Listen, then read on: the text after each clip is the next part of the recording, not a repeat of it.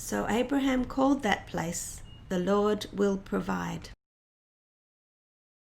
Well, a few weeks ago, someone mentioned to me that they had never before heard a sermon on the Trinity that didn't start with some sort of comment about how hard it is to preach on the Trinity.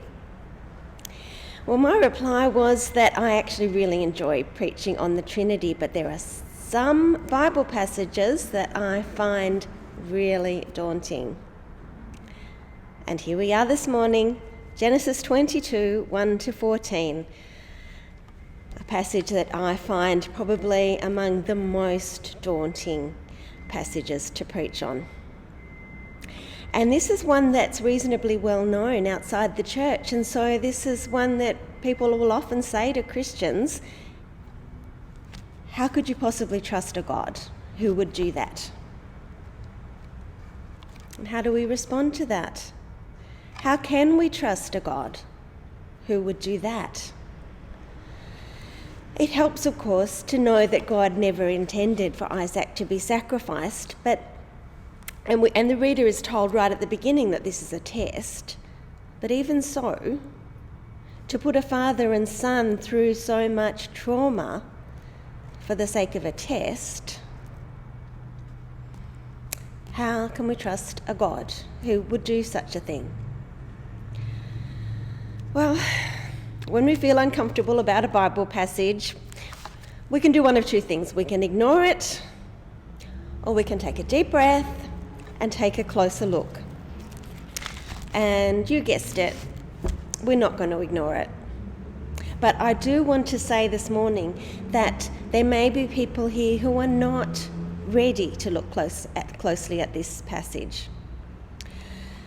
Someone, for example, who has experienced trauma and perhaps violence in their own childhood might find this a bit overwhelming. And so if you need to tune out, that's okay. If you need to talk to someone after the service, then I'm here. Or, you've got my email. You can get in touch and we can have a chat. But if you are ready, take a deep breath and let's have a look at this passage. As I read it, I want to know Isaac's perspective. When did he realise what was going on, and did he resist? Was there a struggle? We're not told how old he was at this stage, but we are told that he carried the wood, so he can't have been too small. And what did this do to his relationship with his father? If you read on in Genesis, there's no further mention of Isaac and Abraham doing anything together, which may or may not mean anything. But we do wonder, was their relationship irreparably fractured by this event? And we can't answer that for sure, but I think we can be sure that it can't have helped. And then I wonder about Sarah.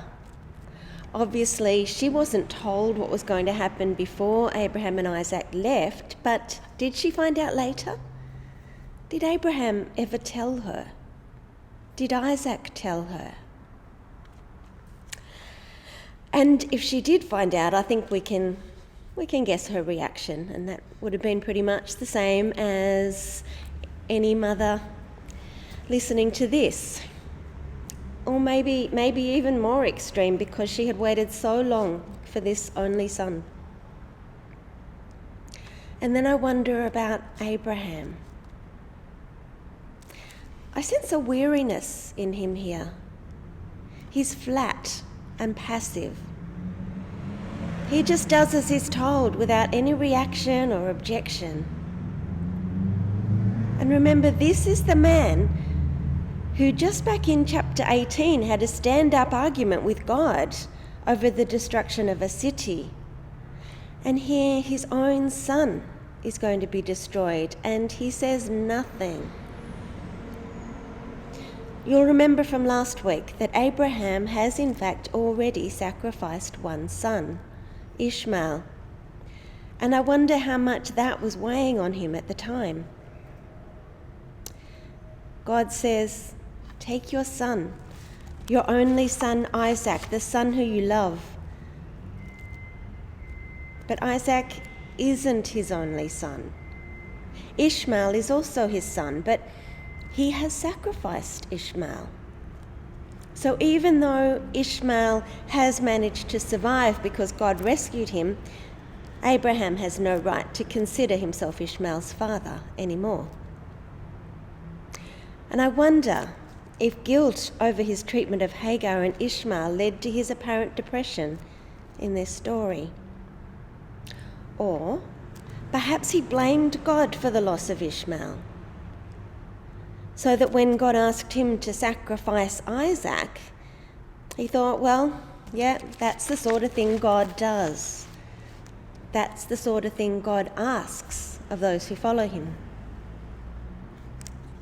And maybe this horrifically dramatic lesson was what it took for him and his descendants to get the message that no, this is not the sort of thing God does.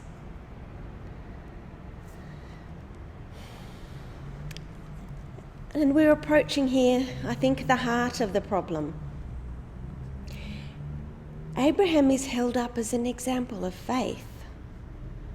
But what we see here looks more like resigned passivity toward a hard, demanding God. And I wonder if any of us have ever been in that place, so worn down that when we see the next challenge rolling down the hill towards us, all we can think is, really God, one more thing? All right then, do your worst. Haven't we all been there at least once? But is that faith? Surely a person of faith in Abraham's place would have said, no, God, you are not like that. Maybe those other supposed gods around the place would demand child sacrifice, but not you. You are different. And if I have left everything to follow a God who is just as bloodthirsty as all of those other gods, then what am I doing here? That's what I think he should have said. But then he had grown up with religions that practiced child sacrifice, so maybe to him the idea wasn't as unthinkable as it would be for us. How could he be expected to know better? All he knew was that God had called him and made promises to him. That's it. That's all he knows about God. He didn't have Jesus, he didn't have the temple, he didn't have the prophets, he didn't have the Psalms, he didn't have the law, nothing. So how could he know that this God was so completely different from the gods his family had worshipped? Well, he was about to learn. This shocking event will sear that truth into his mind and the minds of his descendants. This story put it up in giant letters. God does not want human sacrifice. God does not condone violence toward children. God did not want Isaac to be sacrificed, nor Ishmael, nor any child. It would take his descendants a long time to fully get that point.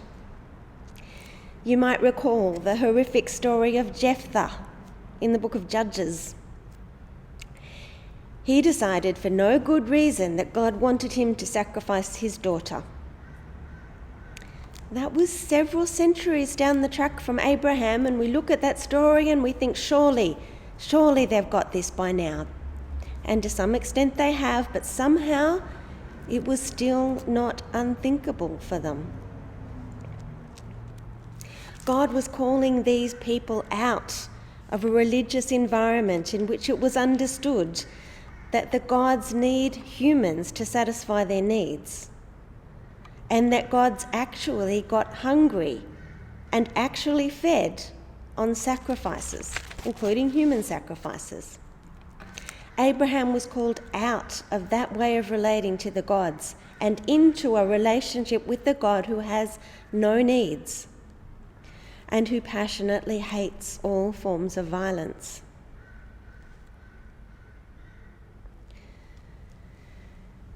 There's one point in the story when Abraham stops acting like an automaton and takes a little bit of initiative.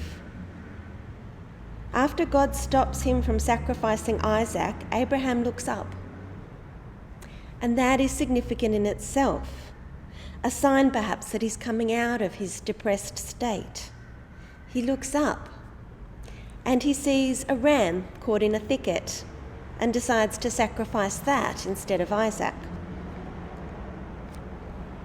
Well, about 100 years ago, archaeologists digging in a burial site in Ur, where Abraham was born, found 2 statues of rams or maybe goats with foliage around their heads.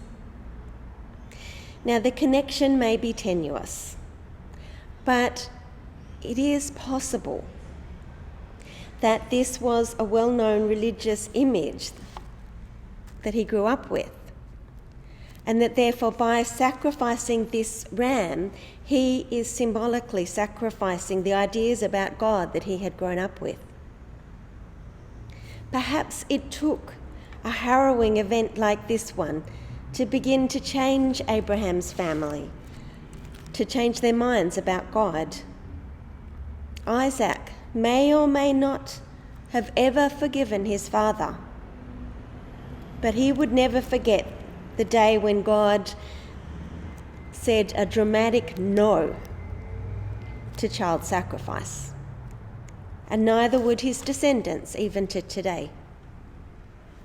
To be honest, if I were God, I would have tried to find another way to make this point. Maybe some way that did not involve so much trauma between a father and a son. But perhaps such a vital lesson needed to be shocking in order to be memorable. For centuries, preachers have been applying this story to congregations by asking, are you willing to sacrifice the thing you love most for God? I think that's the wrong question, because clearly God did not want Abraham to sacrifice Isaac. A better question would be, are you willing to play your part in the ongoing story in which God reveals God's character in the world? Because that's what Abraham did. And frankly, after a few millennia, even this basic lesson taught so starkly through Abraham and Isaac still needs to be reinforced. God does not want children to be sacrificed, literally or figuratively. Violence against children in the name of God is never okay. Either the violence of rejection that Ishmael suffered, or the threat of physical violence that Isaac was threatened with. That is never the way. God always provides another way. God does not need. God does not demand. God provides. And so may our generous God lift our eyes this week to see God's abundant provision. Amen.